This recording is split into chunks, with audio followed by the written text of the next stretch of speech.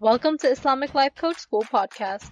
Apply tools that you learn in this podcast and your life will be unrecognizably successful.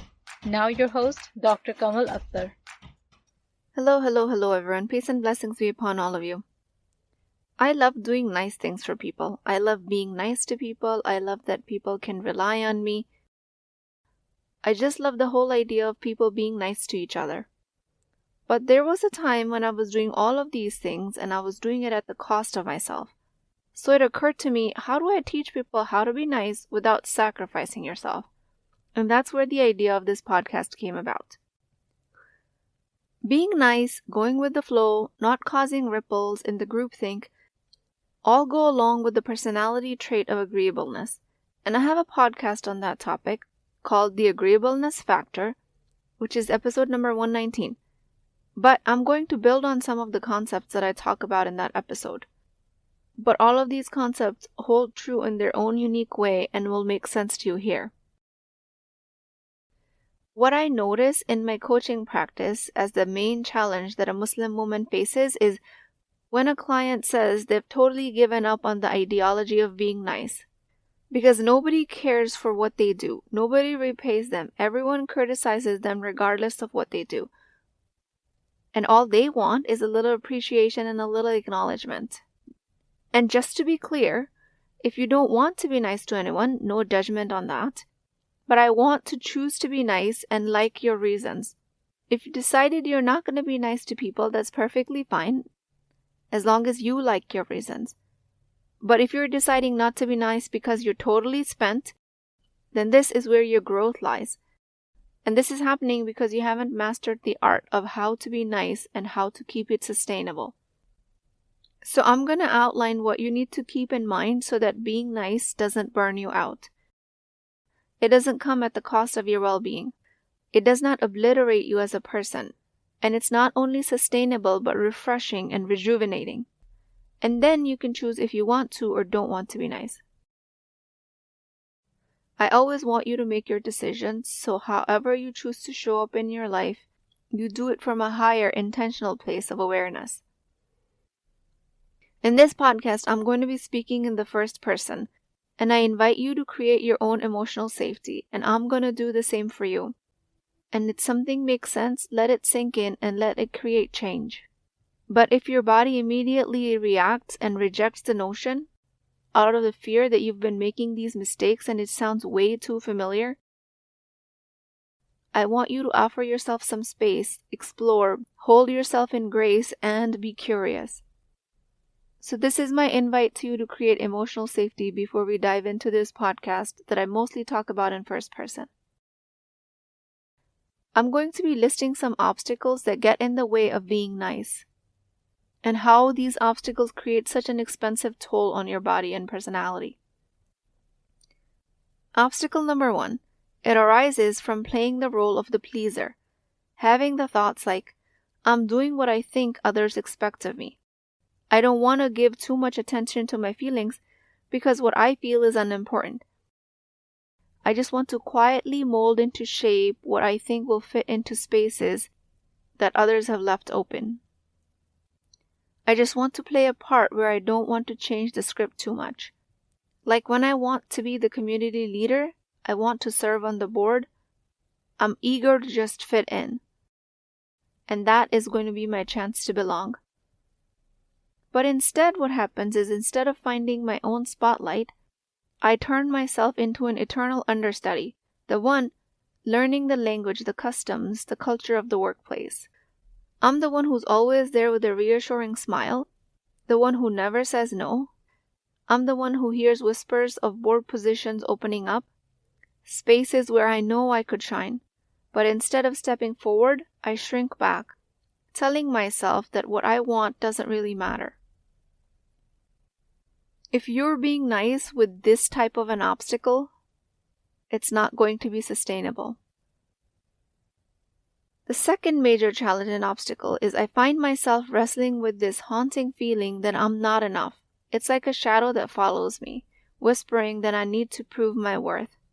And in an attempt to silence it, I pour all of my energy into being excessively nice, hoping that each smile, each gesture of kindness will patch up some emptiness I carry inside. I chase this illusion that if I'm just nice enough, I can fill up that void, that somehow my worth will be validated by others' approval. But it's like running on a treadmill. No matter how fast I go, I don't move forward. And the gap where I think my value should shine remains unfulfilled. This constant striving leaves me exhausted, feeling less valued than when I originally started. It's a trap, one that makes genuine kindness unsustainable. And I'm learning that this isn't the way to find my true worth. Major challenge or obstacle number 3. That's the weight of the niceness. Every morning I stare into the mirror practicing the day's smiles and the nods of agreement. I armor myself with the arsenal of yes and of course, stepping into the world with one mission, to be the embodiment of niceness. At work, I'm the first to volunteer and the last to leave, the never-tiring cheerleader always ready with a word of praise and a helping hand, but extremely uncomfortable when offered a compliment. And this is the weight of constant niceness, being the one that everyone can count on, but being the last one that I can count on. The one who says yes even when everyone else says no, and making it feel like that's a badge of honor. I'm the one who steps up, who does the favor, who never lets anyone down. And this is what gives me a rush, a sense of being indispensable. But all of it gets exhausting, not giving myself space to rest because my identity depends on it. It's as if I've tied a major stone of niceness around my neck, and I mistake it for a pendant of virtue.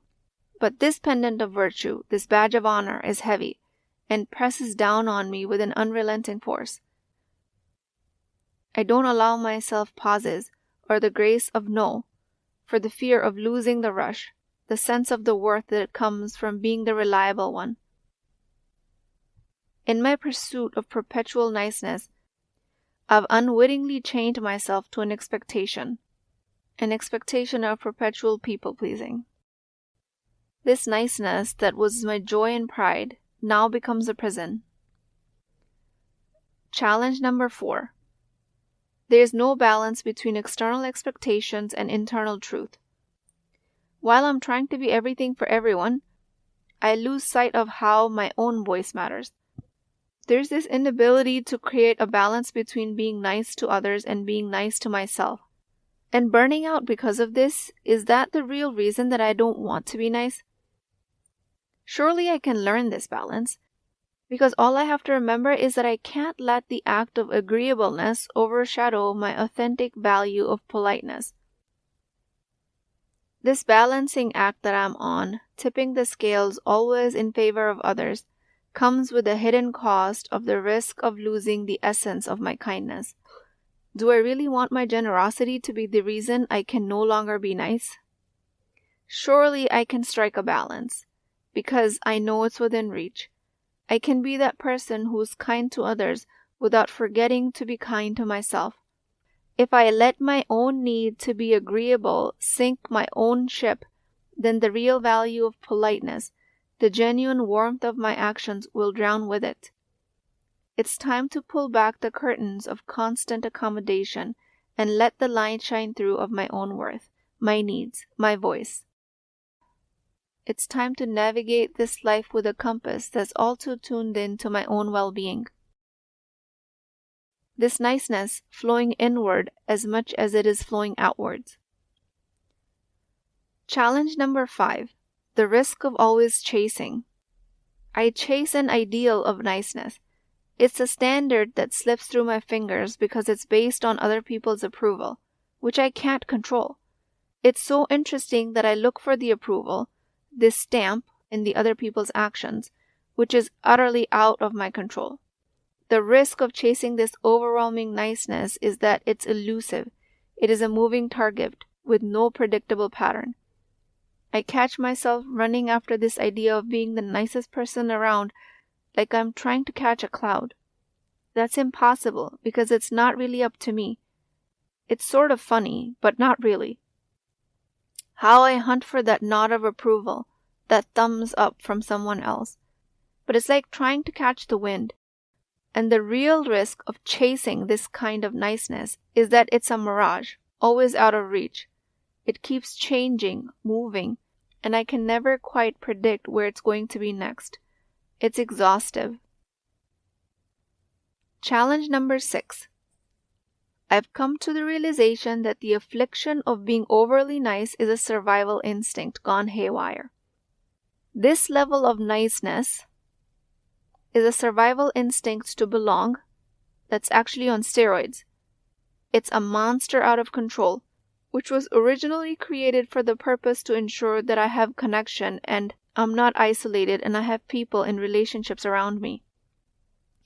But when left unchecked, it's causing damage. This is so I avoid standing out, smoothing over every situation with a smile even when I'm frustrated. It is this deep-seated need to be a part of the crowd. And in all fairness, it is a subtle monster at times, hard to detect, where the urge to avoid the conflict or discomfort leads me down a path where my own needs become invisible. I just get to remember in times like this that sometimes the kindest thing I can do for myself is to say no, to draw the line in the sand, and to choose health over incessant niceness. And I can say no nicely. What I'm noticing now lately is how my need to be super nice is just like a safety blanket that has outgrown its value. It's now old and tattered. It was meant to keep me snug and secure, to make sure I fit in and I stay warm. It was a sense of safety that tells me that I always had people around. But now it's turned into this beast that's too big to handle. At first it was all about making sure I wasn't alone. Now it's making me blend in like a wallpaper, completely unnoticeable. This monster is tough, it's sneaky and hard to spot. It hides behind good intentions, and before I know it, I've lost myself in the crowd. And all I have to do is really slow down and ask, am I doing the right thing by being unnecessarily kind? Or it's like pouring water out of a cup that's never even been filled. And I just remind myself that that's not really kindness, it's self-neglect. I've started to notice that sometimes being truly kind to myself means standing firm and saying no. And also, I can still be very sweet when I set my boundaries. It's not unkind to protect my energy. Maybe that's even the nicest thing I can do. Obstacle number 7. Forcing optimism. My state of bright smile, thumbs up, even when the heart is heavy, pushing a little more, believing that things will get better without me changing my ways. This forced optimism of others will change. They will soon start to give me what I want and need. This forced optimism keeps my mental energy locked on others, keeps me distracted from what I want to do and what I need to do to enhance my life. Challenge number 9. The toxic byproducts of super autonomous self-sufficiency. I pride myself on being independent, not needing help. But when life gets tough, this self-sufficiency is isolating. There's this idea that I've had that if I just believe hard enough, if I'm just positive enough, then the world will right itself without me having to change anything. But deep down inside, there's this gnawing realization that maybe, just maybe, I do need to shift my own actions, not just my expectations. The toxic byproduct of this is a lonely kind of resilience. It's standing in a crowd and feeling like an island. It's this stubborn refusal to reach out for help because you're convinced you can swim through the storm alone. But I am slowly learning that sometimes the bravest thing I can do is to admit to myself that I can't do it alone anymore. And it's okay for me to ask for a hand to hold. Being self-sufficient doesn't mean being isolated. It means knowing when to be my own hero and when to let others share the cape. Challenge number 9. Extreme harmonization and conflict avoidance. I avoid conflict like a plague, always smoothing things over, keeping the peace even if it means not addressing the real issue. It's like when in an attempt to hide injustice, an abuser tells you, make 20 excuses for your brother in Islam. Except this is spiritual abuse itself. this relentless pursuit of harmony, this quest of avoiding conflict, this is where I find myself justifying behaviors in others that shouldn't be excused. This is yet another self-neglect level of niceness. This is where I'm perpetually buying into extreme harmonization and making up excuses for others to an extreme extent. I've been caught up in this web of excessive peacemaking, and I keep letting others off the hook. And I'm a diplomat in my own life, but I'm negotiating peace at the cost of my own truths. With all of this knowledge intact, I invite myself to create niceness, to being kind to others, to perpetuate the beauty of actual selflessness, but without the cost of my own well-being. I keep these challenges in mind so that I don't slip into these pitfalls, and then I can keep making kindness sustainable. With that, I pray to Allah subhanahu wa ta'ala. O Allah, the knower of the seen and the unseen, you understand the depths of my heart, the hidden trials of my soul. You see the role I've assumed of the pleaser even when I don't see it. You see when I'm only striving to fit into the models that others have shaped. If I'm caught into these waves of expectations of others, I ask you, Allah, to set me free. I ask you, Allah, for the courage to stand for my own well-being, so I can serve you constantly, so I can make niceness and kindness sustainable in this world for myself and for others. Bless me, O Allah, with the understanding that it's not the approval of other people that I seek, but only your acceptance. O Allah, let me not change myself so much out of burnout that I lose my own essence of kindness. O Allah, I thank you for the qualities of conscientiousness, but help me in finding the balance between serving your creation and not losing myself. Help me in finding a balance between being kind to others while also being kind to myself. O Allah, make my actions beneficial for me and for the world, and my presence in this world a source of goodness. Ameen Ya Rabbul Alameen. Please keep me in your du'as. I will talk to you guys next time. If you're interested in getting coached by me, I'm offering a very affordable opportunity to do that with Wisdom Wednesdays. This is not a course, not a lecture. This is an opportunity for live coaching, real change with Islamic adab and etiquette. You do not need more information. You actually need a space to create change. At $19.99 a month, which is the price of takeout dinner, you as a Muslim woman will create confidence, intimacy, and connection without shame or fear of judgment, because your privacy is my highest priority. So join at www.islamiclifecoachschool.com, resources, Wisdom Wednesdays. I'll see you inside, inshallah.